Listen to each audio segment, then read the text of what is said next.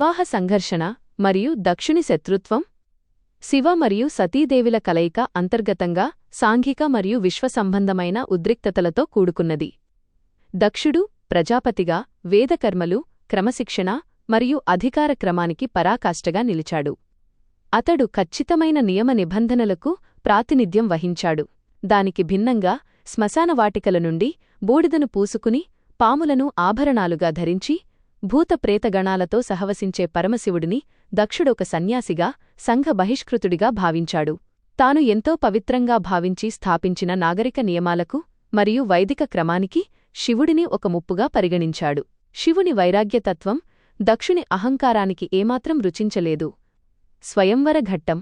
భాగవత పురాణం ప్రకారం దక్షుడు తన కుమార్తె సతీదేవి కోసం ఒక బృహత్తరమైన స్వయంవరాన్ని ఏర్పాటు చేశాడు. ఈ కార్యక్రమానికి ప్రపంచంలోని ప్రముఖ దేవతలు, ఋషులు, రాజులు మరియు రాకుమారులందరినీ ఆహ్వానించాడు. కాని ఉద్దేశపూర్వకంగానే శివుడిని మాత్రం విస్మరించాడు. శివుడిని బహిరంగంగా అవమానించాలనే దురుద్దేశ్యంతో దక్షుడు వివాహ మండపద్వారం వద్ద శివుని విగ్రహాన్ని ఒక సాధారణ ద్వారపాలకుడిగా ఉంచాడు. అయితే సతీదేవి శివుని పట్ల తనకున్న అచంచలమైన భక్తిని మరియు ప్రగాఢమైన ప్రేమను ప్రదర్శిస్తూ ఆ సభా ప్రాంగణంలోకి ప్రవేశించింది. తన తండ్రి చేసిన అవమానాన్ని లెక్కచేయకుండా ఆమె తన చేతిలోని పూలమాలను గాలిలోకి విసిరి దానిని స్వీకరించాలని మనస్ఫూర్తిగా పరమశివుడిని ప్రార్థించింది. ఆమె అపారమైన భక్తికి మెచ్చి విగ్రహం ఉన్నచోట శివుడు అద్భుతమైన రీతిలో ప్రత్యక్షమయ్యాడు. ఆ పూలమాల నేరుగా వెళ్లి శివుని మెడలో పడింది. దక్షుని అభీష్టానికి వ్యతిరేకంగా దేవతలందరి సమక్షంలో వారి వివాహం అద్భుతంగా ఖాయమైపోయింది. ఇది దక్షుని కోపాన్ని మరింత జ్వలింపజేసింది.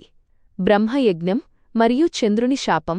దక్షుడు మరియు శివుని మధ్య ఉన్న శత్రుత్వం ప్రధానంగా అహంకారానికి మరియు దైవత్వానికి మధ్య జరిగిన ఘర్షణను వివరించే రెండు ముఖ్యమైన సంఘటనల ద్వారా మరింత తీవ్రమైంది. బ్రహ్మయజ్ఞంలో అవమానం. ఒకసారి బ్రహ్మదేవుడు ఏర్పాటు చేసిన భారీ యజ్ఞానికి ప్రజాపతులు, దేవతలందరూ హాజరయ్యారు.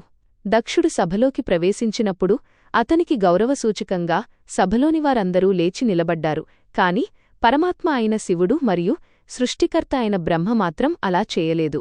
ఇది తన దైవిక మరియు సామాజిక హోదాకు జరిగిన అవమానంగా భావించిన దక్షుడు సభలోనే శివుడిని తీవ్రంగా దూషించాడు. శివుడు యజ్ఞభాగాలకు అర్హుడు కాదని శపించాడు. అయినప్పటికీ శివుడు ఎంతో ప్రశాంతంగా ఆ దూషణలను భరించాడు. చంద్రునికి దక్షుని శాపం. దక్షుడు తన 27 మంది కుమార్తెలను అశ్విని మొదలు రేవతి వరకు ఉన్న నక్షత్రాలను చంద్రునికి ఇచ్చి వివాహం చేశాడు. కాని చంద్రుడు కేవలం రోహిణి పట్ల మాత్రమే ఎక్కువ ప్రేమను కనబరుస్తూ మిగిలిన భార్యలను నిర్లక్ష్యం చేశాడు. తన ఇతర కుమార్తెల రోదనలు విన్న దక్షుడు చంద్రుని తేజస్సు క్షీణించిపోయేలా క్షయవ్యాధిగ్రస్తుడివి కమ్మని శపించాడు. మరణపుటంచున ఉన్న చంద్రుడు శివుడిని శరణు వేడగా కరుణామయుడైన పరమశివుడు చంద్రుడిని తన శిరస్సుపై ధరించి అతనికి ప్రాణదానం చేసి చంద్రశేఖరుడు అయ్యాడు. తన అల్లుడైన చంద్రుడికి తాను ఇచ్చిన శాపాన్ని వ్యతిరేకించి శివుడు ఆశ్రయం కల్పించడం దక్షుడికి ఏమాత్రం సహించరానిదిగా మారింది.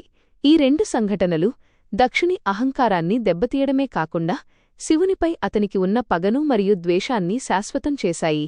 తదనంతరం ఇది దక్షయజ్ఞం మరియు సతీదేవి ఆత్మాహుతి వంటి మహావిషాదాలకు దారితీసింది.